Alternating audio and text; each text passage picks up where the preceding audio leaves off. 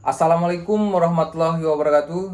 Kepada yang terhormat Ketua Majelis Hakim, para hakim anggota, panitera pengganti, jurusita, serta saudara kuasa hukum tergugat yang saya hormati.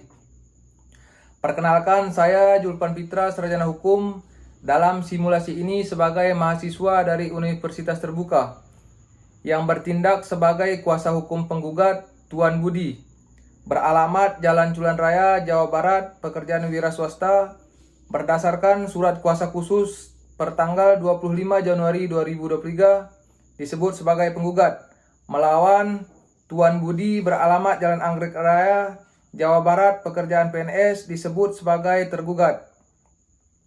Yang mulia Majelis Hakim, izinkan saya untuk membacakan surat gugatan. 1.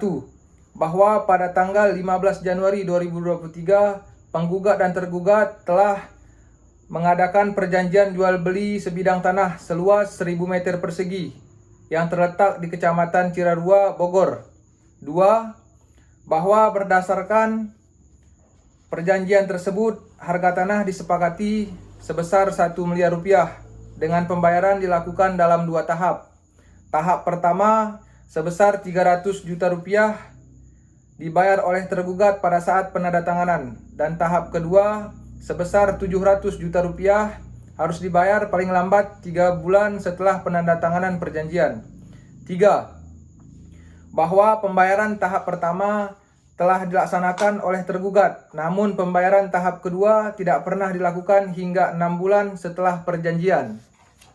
4.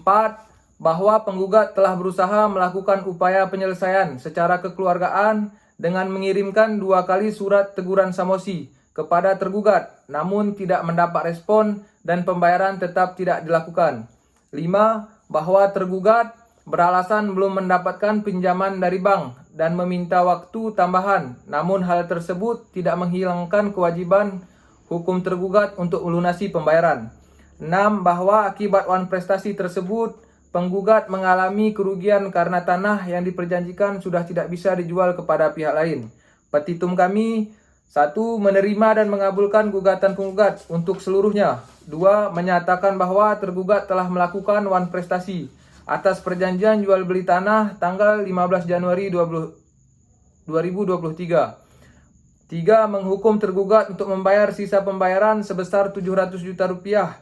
4. Menghukum tergugat membayar biaya perkara yang timbul dalam perkara ini. 5. Memberi putusan lain yang dianggap adil dan sepatutnya oleh Majelis Hakim. Sekarang kita masuk ke tahap selanjutnya setelah tergugat membacakan jawaban gugatan, di mana mereka mengklaim punya itikat baik dan beralasan adanya kendala pinjaman bank.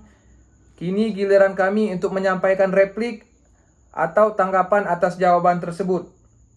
1. Bahwa penggugat menolak seluruh dalil-dalil eksepsi tergugat kecuali terhadap hal-hal yang secara tegas diakui oleh penggugat kebenarannya. 2. Bahwa dalil tergugat yang menyatakan gugatan penggugat kabur adalah tidak berdasar, karena dalam posita gugatan telah secara jelas diuraikan tanggal perjanjian, yaitu 15 Januari 2023, ketentuan pembayaran tahap kedua yang berbunyi 3 bulan setelah penandatanganan perjanjian, sehingga dengan perhitungan waktu yang wajar jatuh tempo tersebut adalah 15 April 2023. Dengan demikian gugatan telah memenuhi asas kepastian dan kejelasan. 3. Bahwa mengenai adendum atau kesepakatan tambahan tidak pernah ada perubahan atau perjanjian lanjutan antara penggugat dan tergugat setelah perjanjian pokok. Oleh karena itu, dasar hukum gugatan tetap bersandar pada perjanjian tanggal 15 Januari 2023. 4. Berdasarkan hal-hal tersebut, eksepsi tergugat haruslah ditolak dan gugatan penggugat dinyatakan dapat diterima serta diperiksa dalam pokok perkara. Petitum kami tetap sama, memohon kepada Majelis Hakim mengabulkan gugatan kami seluruhnya. Selanjutnya kita masuk ke tahap duplik yang menanggapi replik kita dalam simulasi ini. Saya langsung merespon poin-poin yang mungkin mereka sampaikan dalam dupliknya. Kami ingin memberikan penegasan kembali, menolak seluruh dalil-dalil dan duplik tersebut. Tergugat mencoba berlindung di balik alasan kesulitan keuangan atau permasalahan perbankan.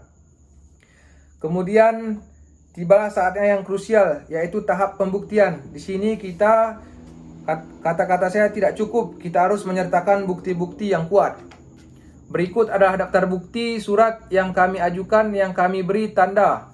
Alat bukti surat P1 yaitu perjanjian jual beli pertanggal 15 Januari 2023. P2 bukti pembayaran uang muka sebesar 300 juta rupiah.